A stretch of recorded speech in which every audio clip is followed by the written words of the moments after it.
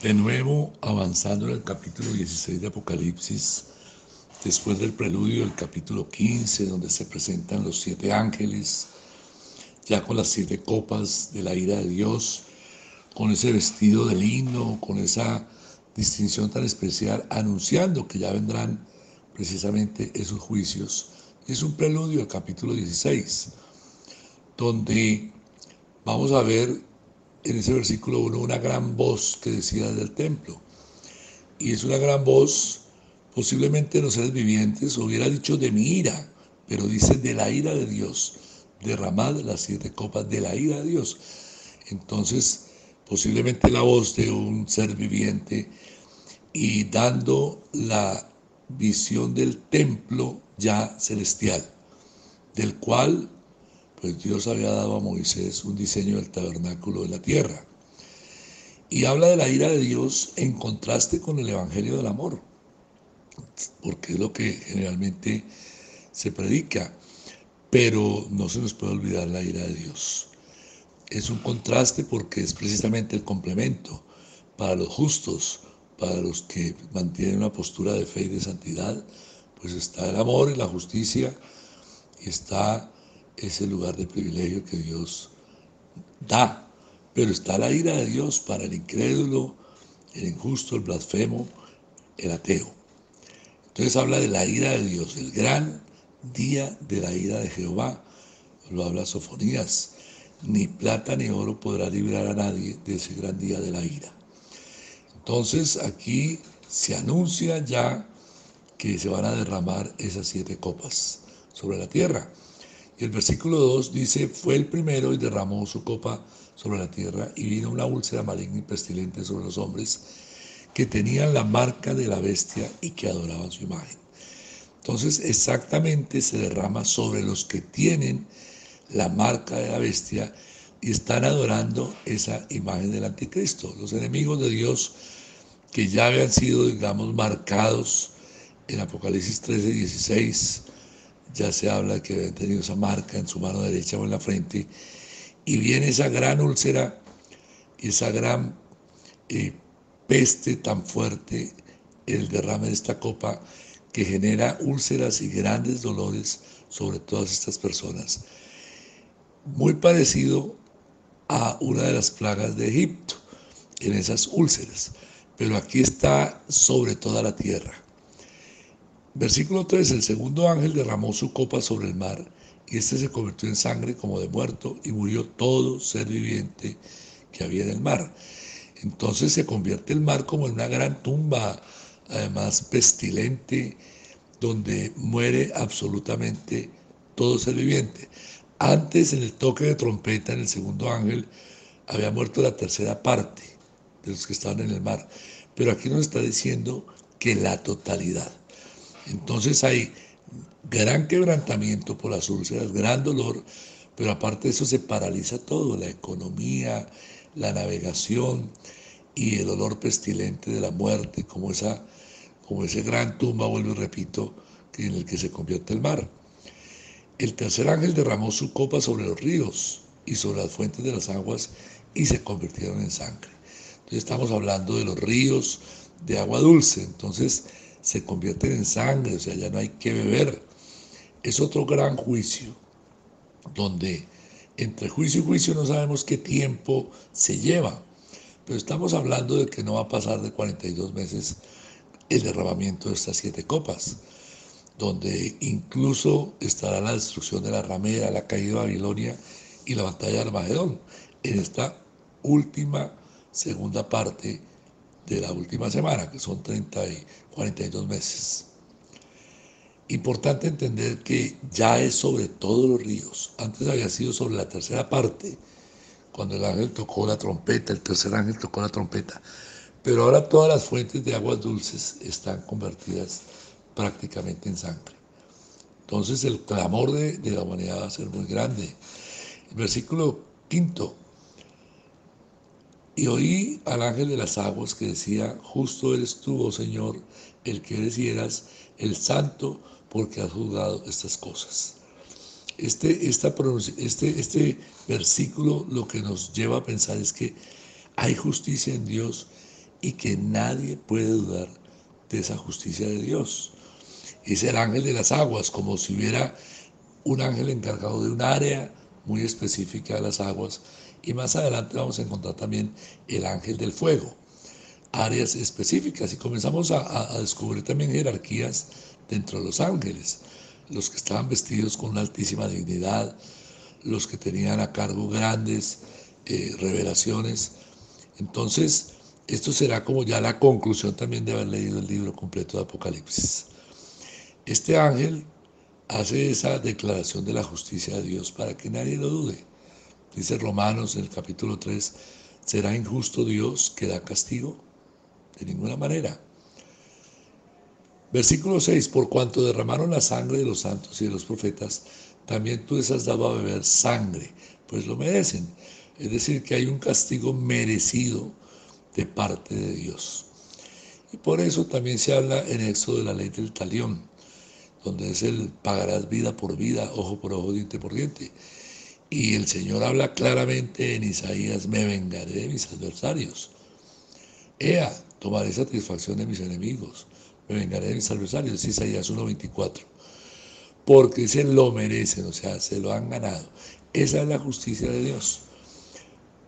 Tanto el premio y la recompensa para los justos y santos y que vuelven su corazón a Él, como el castigo y el juicio y el dolor para los que no. Versículo 7.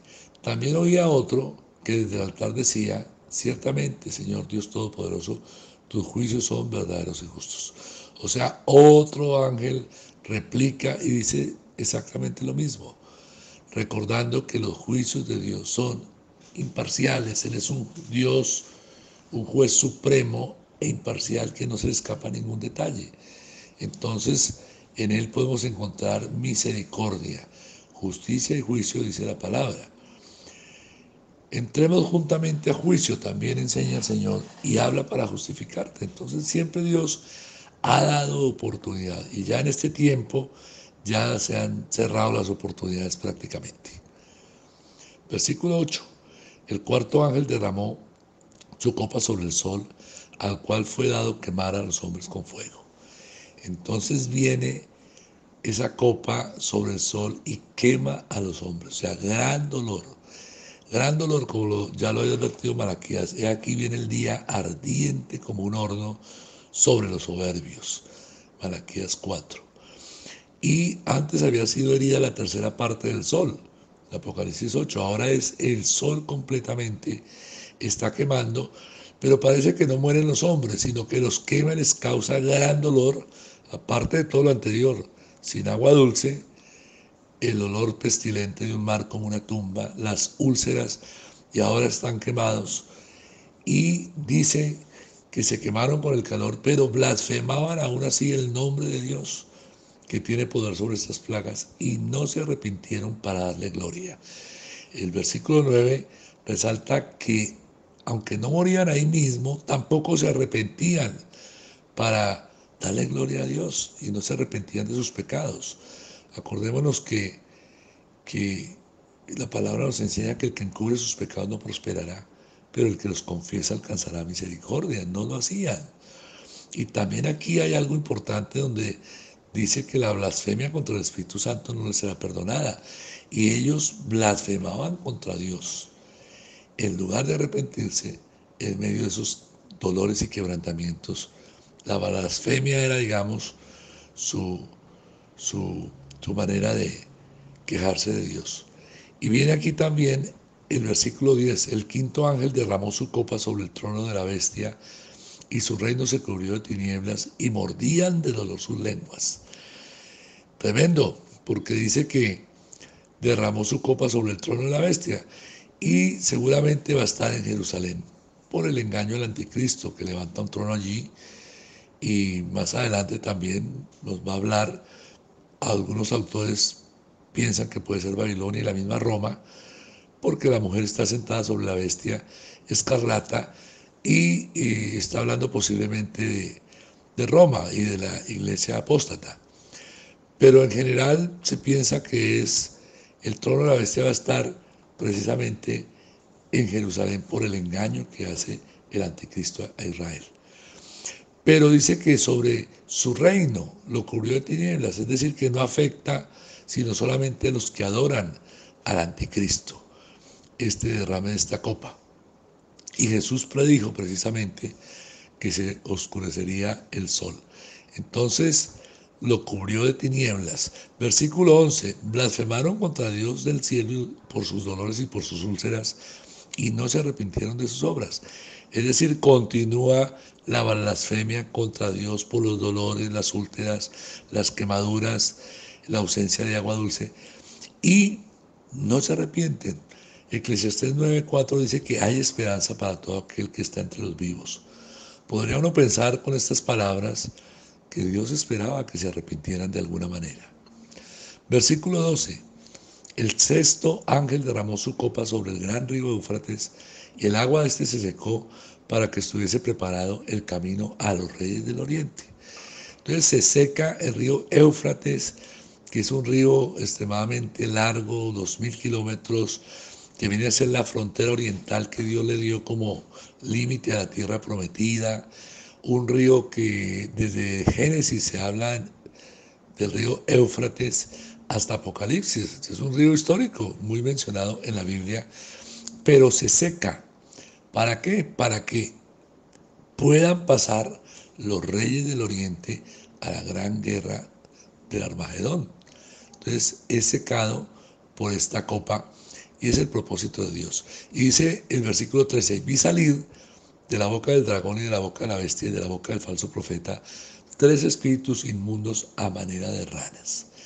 Entonces Juan ve en ese momento, después de que se seca el río, tiene una visión y ve esa trilogía diabólica, la boca del dragón, la boca de la bestia y la boca del falso profeta, a manera de ranas. Es una comparación simbólica porque los espíritus no tienen cuerpo.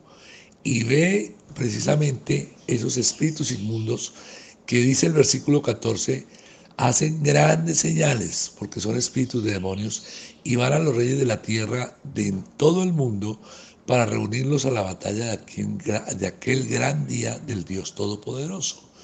Entonces tienen el propósito de generar una gran motivación y entusiasmo a los reyes de la tierra para motivarlos a esa batalla final de Armagedón, que ellos van a pensar que es el gran día de su batalla, pero aquí la Biblia dice que es el gran día del Dios Todopoderoso, porque el gran día de su ira ha llegado, dice Apocalipsis 6:17, y también en un salmo dice, se levantarán los reyes y los príncipes consultarán unidos contra Jehová, el Salmo 2, pero el Señor será el que rompa esas ligaduras y el que eche sus cuerdas fuera. Entonces, se está preparando esa gran batalla y el versículo 15 dice, he aquí yo vengo como ladrón, bienaventurado el que vela y guarda sus ropas, para que no ande desnudo y vean su vergüenza. Entonces vemos la voz del Señor alentando a esperar un poco más. No dice yo vendré pronto, sino yo vengo, es como ya estoy en camino. Y ese ladrón es lo que dice Tesalonicenses, no que viene a robar absolutamente nada, sino que dice, mas vosotros hermanos no estéis en tinieblas, para que aquel día no os sorprenda como ladrón. Es decir, será el factor sorpresa en cualquier momento. Y por eso dice, bienaventurados los que velan y guardan sus ropas, y para que no anden desnudos y vean su vergüenza, que están vestidos constantemente con la justicia de Dios. Estar atento, estar velando. Y por eso el Señor anuncia y hace como un paréntesis anunciando lo que va a suceder. Y dice, y los reunió en el lugar que en hebreo se llama Armagedón. Aquí uno puede entender que o los reunió el Señor o que esos 3 espíritus inmundos que están haciendo esa gran motivación para que se trasladen los reyes de la tierra a ese lugar de batalla, pues los está reuniendo, ese dragón, esa bestia, ese falso profeta. Pero obviamente el Señor lo está permitiendo al secar el río Éufrates. Y van a un lugar llamado Armagedón. En el único sitio donde en la Biblia aparece la palabra Armagedón es en este versículo. Y Armagedón es un monte de Mengido frente a una gran llanura a 90 kilómetros al norte de Jerusalén. y ha sido un lugar de muchas batallas donde murieron muchos reyes, aún el rey Saúl, un lugar muy propicio para muchas batallas. Entonces es llamado ese monte de Megido, Armagedón, está cerca de una gran llanura, que es el campo de batalla, y a 90 kilómetros de Jerusalén. Y más adelante nos va a enseñar la palabra, en Apocalipsis 19, precisamente, que el Señor está invitando a la gran cena de Dios, para que coman carne de reyes, de fuertes, de caballos y de jinetes. Pero está hablando de las aves de rapiña que vuelan en los cielos, porque será una gran mortandad esa batalla, y será el Señor quien salga victorioso, por supuesto. Versículo 17, el séptimo ángel derramó su copa por el aire, y salió una gran voz del templo del cielo, del trono, diciendo, hecho está. Palabras que nos recuerdan el consumado es, y esa voz que sale del cielo, ya es claro que es la voz del Señor, prácticamente son las palabras mismas que el Señor dio, consumado es, hecho está.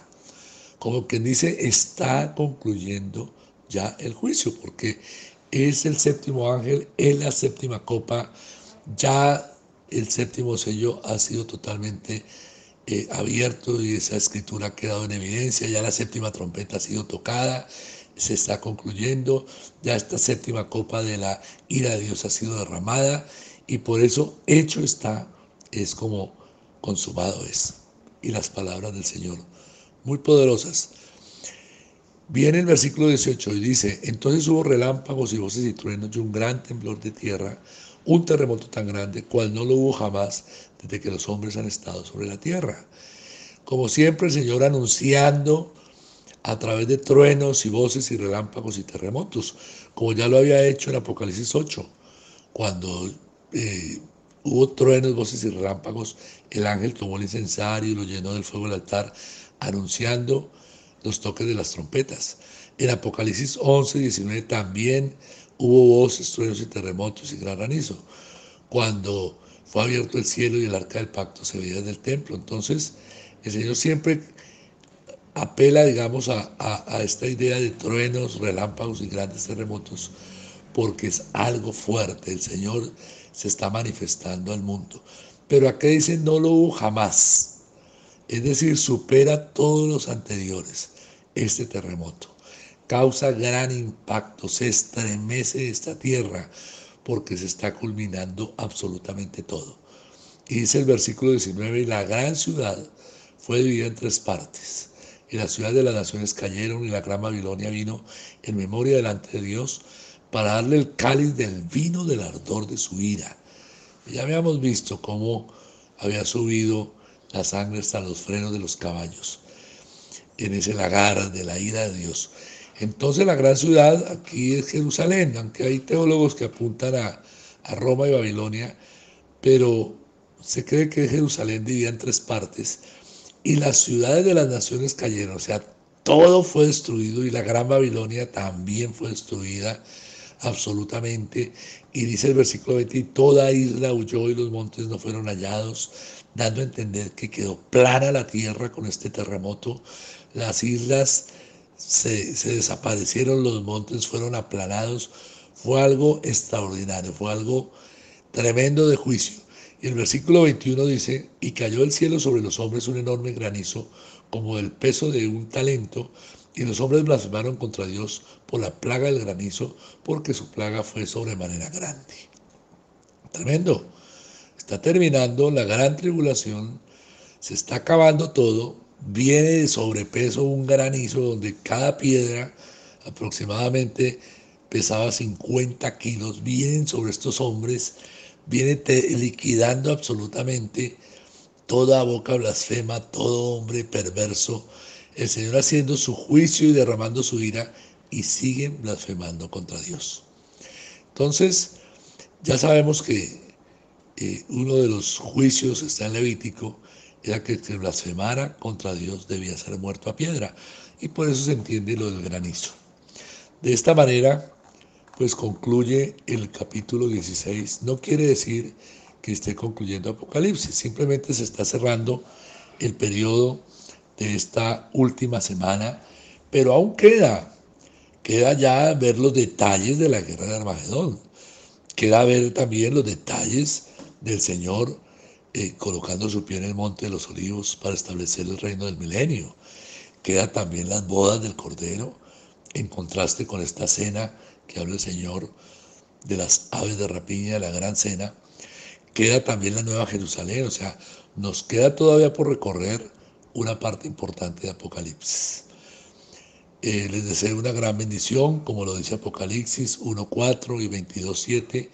Para los que leen y guardan estas palabras, hay grandes bendiciones, hay unas bienaventuranzas de parte de Dios. Dios los bendiga.